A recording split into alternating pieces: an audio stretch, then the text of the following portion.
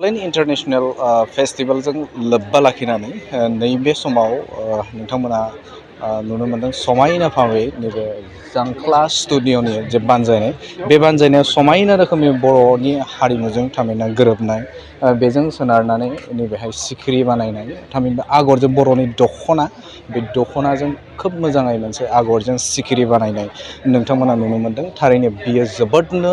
बर' माहारिनि थाखाय जोबोदनो बे गोग्गाथाव आरो बेजों लोगोसेनो बिथांमोना समायना भाबै बेनि अनगायैबो सिखिरिनि अनगायैबो गोबां बेवहाय भेराइटिस नैबे ना बानायनाय आरो माखासे बे टयफोर बानायनाय बेखौ नोंथांमोना नुनो मोनदों। बेवहाय समायना भाबै बिथांमोना डिजाइन खालामदों आरो बे जुनिका स्टुडिअ' बे स्टुडिअ'आव बिथांमोना बेखौ बानायनाय जादों आरो थारैनो बेयो जोबोदनो बाख्नायथाव। नोंथांमोना नुनो मोनदों बेहाय नैबे टयखौ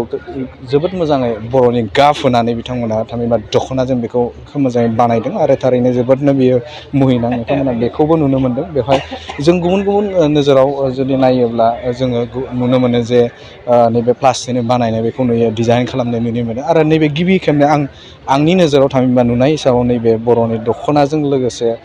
बेवहाय मोजांनो बेखौ फुथुला बानायदों आरो बेयो जोबोदनो बाख्नायदों। भेराइटिस बेवहाय नुनो मोनदों बिथांमोना बेहाय डिजाइन खालामदों।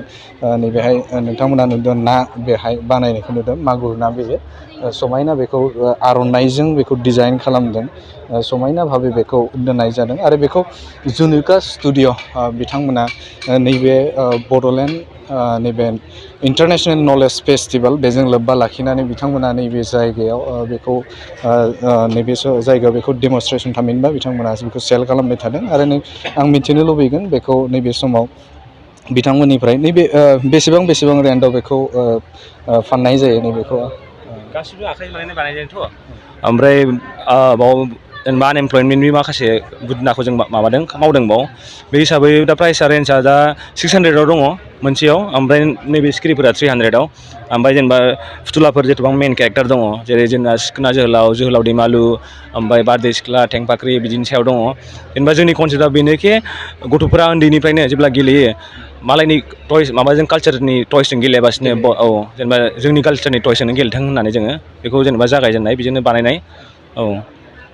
माब्लानिफ्राय नोंथाङा बेखौ बानायजेननाय आरो माबायदि आइडिया खालामनानै नोंथाङा बेखौ डिजाइनारफोर लादोंमोन नोंथां?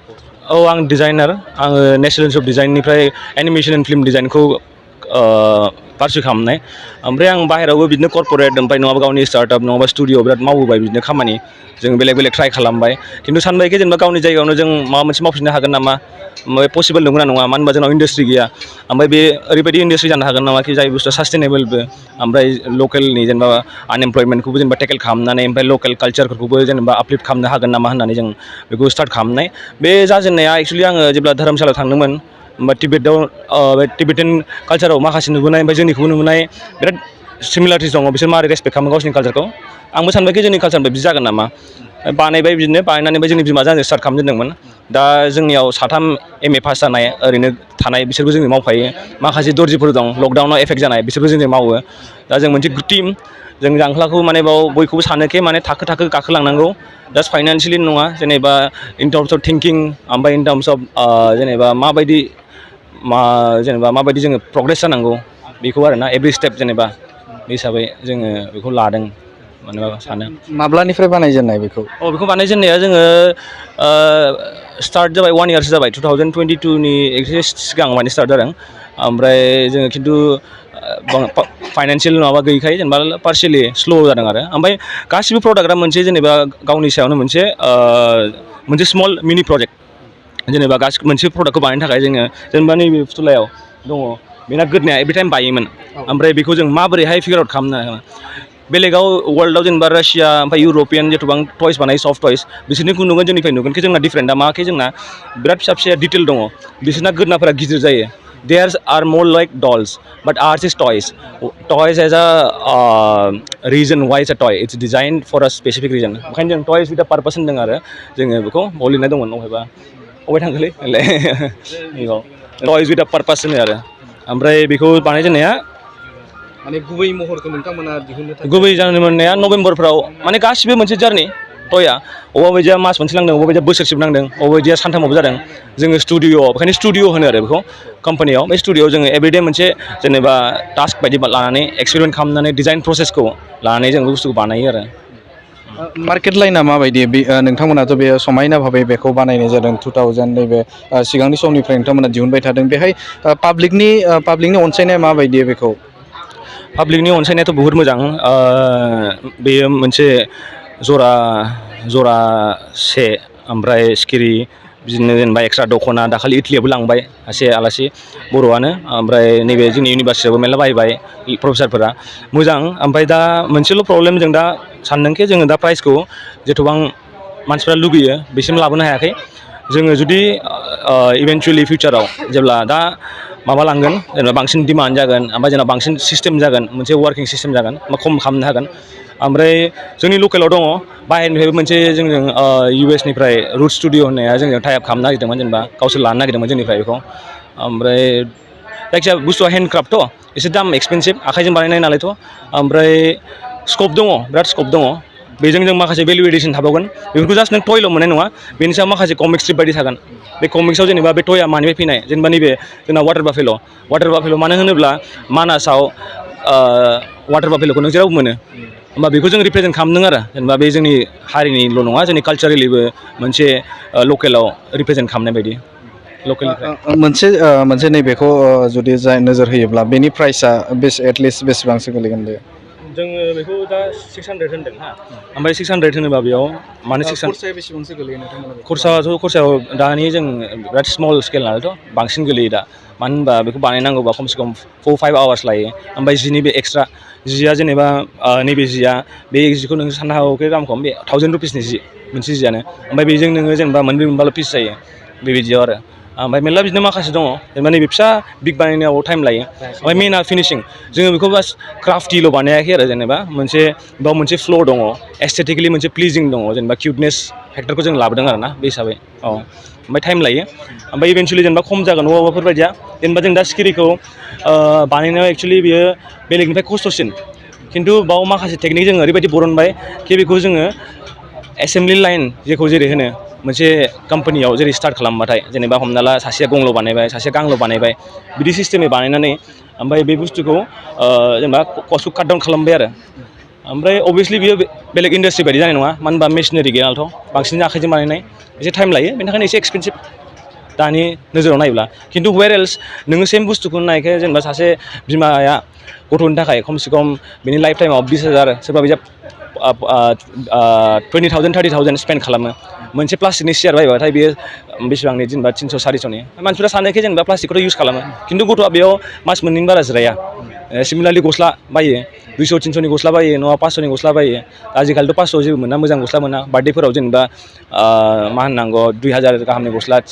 बायदियाव 2000नि केक बायो 1000नि केक बायो बाव जुदि जोङो मोनसे ओरैबायदि टय होनो हाबाय जाय बे टयआ जोंनि उन्दैनिफ्रायनो मोनसे भेलु एडिसन होयो जेराव गथ'फोरा उन्दैनिफ्रायनो गेलेनानै मोनसे मेमरि ओमफ्राय मोनसे एप्रिसिएसन मोनसे कालचारनि थाखाय होमबा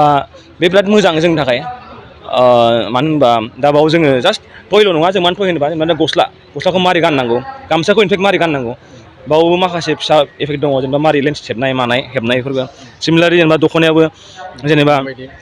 बेखौ चेन्ज खालामनो हायो नै खुनाय ओमफ्राय बेयाव जेनेबा दस्राबो गानहोनो हायो बिदिनो ओमफ्राय जों बाव माखासे बुस्थु एड खालामबावनो नागिरदों जेनेबा बे केरेक्टारा सोर ओमफ्राय बेयो मा रिप्रेजेन्ट खालामो बेहा हिस्ट'रिकेल मा इम्परटेन्स दङ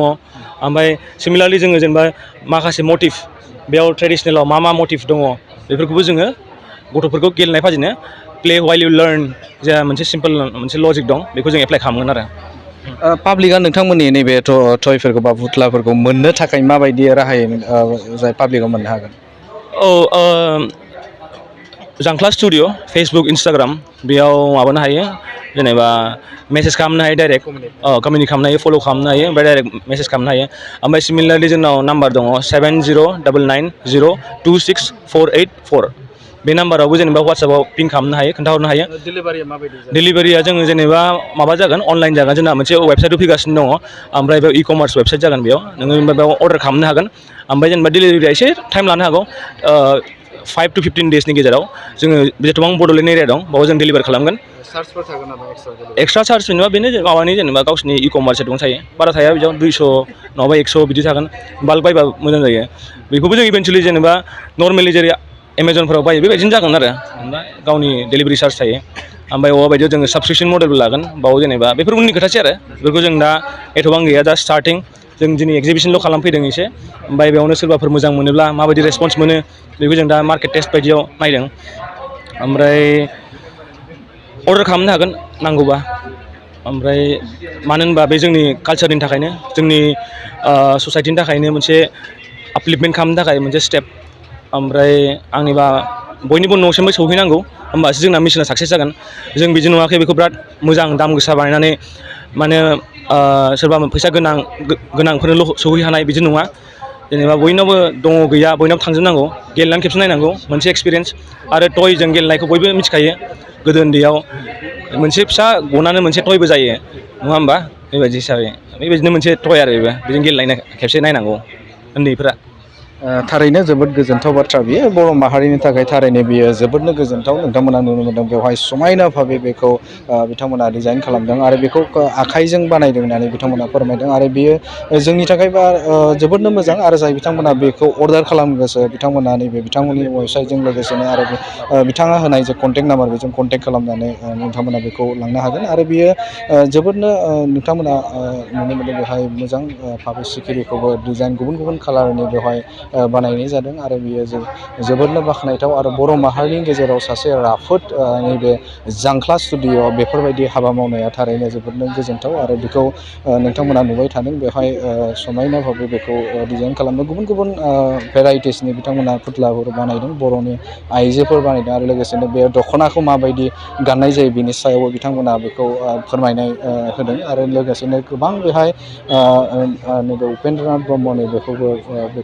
मोजाङै बेखौ डिजाइन खालामनाय जादों थारैनो बियो बर' माहारिनि थाखाय जोबोदनो गोग्गाथाव आरो बेफोरबायदि समायना बे थासारिखौ बिथांमोना खालामदों आरो बे जोंनि थाखाय आरो साफ्रोमबो बर' माहारिनि थाखाय बे गोग्गाथाव बे समाव नोंथांमोना बड'लेण्ड बुब्लिनि गेजेरजों नोंथांमोननि सिगाङाव फोरमायबाय आरो बिथांमोननि जे थं थामिनबा नोंथांमोना जुदि नोंथांनि फिसाखौ गथ' गथायफोरखौ गेलेनो बा फुथ्लाजों गेलेहोनो जुदि गोसोब्ला नैबे समाव बिथांमोननिफ्राय अर्डार खालामनो गोजोन्थों।